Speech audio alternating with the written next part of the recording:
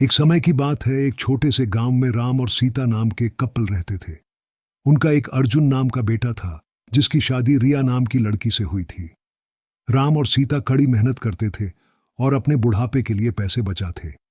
रिया बहुत लालची लड़की थी और हमेशा अपने लिए और चीजें चाहती थी।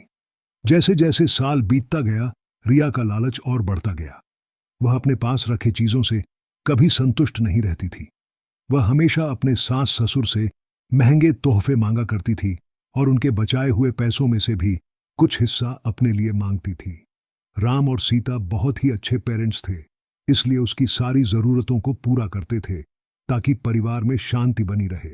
वह अपने पति अर्जुन के ऊपर भी दबाव डालती थी कि वह अपने माँ बाप से पैसे और संपत्ति मांगे। वह बहुत ज्यादा संपत्ति इकट्ठा करना चाहती थी, बिना किसी मेहनत के। एक दिन राम और सीता ने यह फैसला लिया कि वह रिया को सबक सिखाएंगे। वह उसे बुलाते हैं और बोलते हैं कि बेटा, हमें तुमसे कुछ जरूरी बातें करनी है। हमने यह फैसला लिया है कि हम अपनी जायदाद का कुछ हिस्सा अपने बच्चों में बांटेंगे और उसका कुछ हिस्सा तुम्हें भी देना चाहते हैं।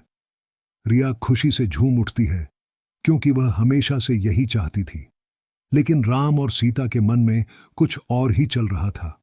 उन्होंने एक पत्थरों से भरा हुआ बैग उसे दे दिया और बोला, बेटी, यह तुम्हारे हिस्से की संपत्ति है। रिया उस बैग को देखकर गुस्सा हो गई।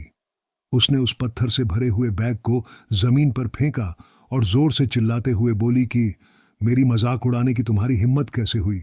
मुझे पैसे चाहिए, ये पत्थर नहीं। राम और सीता ने शांत तरीके से उसे समझाया और बोले, रिया, सच्ची संपत्ति सिर्फ पैसे और चीजों के बारे में नहीं है।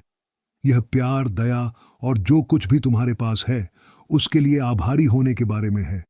हमने हमेशा तुमसे प्यार किया है और तुम्हारी देखभाल की है, और यह पैसों से भी अधिक कीमती है। रिया को एहसास हुआ कि वह लालच में कितनी अंधी हो गई थी। उसको अपने किए गए बर्ताव के लिए पछतावा होने लगता है। उसने अपने सास और ससुर से माफी मांगी और अपने तरीके बदलने का वादा किया। उस दिन के बाद से उसमें बदलाव आया और वह एक अच्छी बहू बन गई। रिया के बदलाव की बात पूरे गांव में फैल गई और सभी ने एक बेहतर इंसान बनने के लिए उसकी प्रशंसा की। रिया अपने परिवार का ख्याल रखते हुए और उनके बीच मिले प्यार के लिए आभारी होकर हमेशा खुश रहने लगी।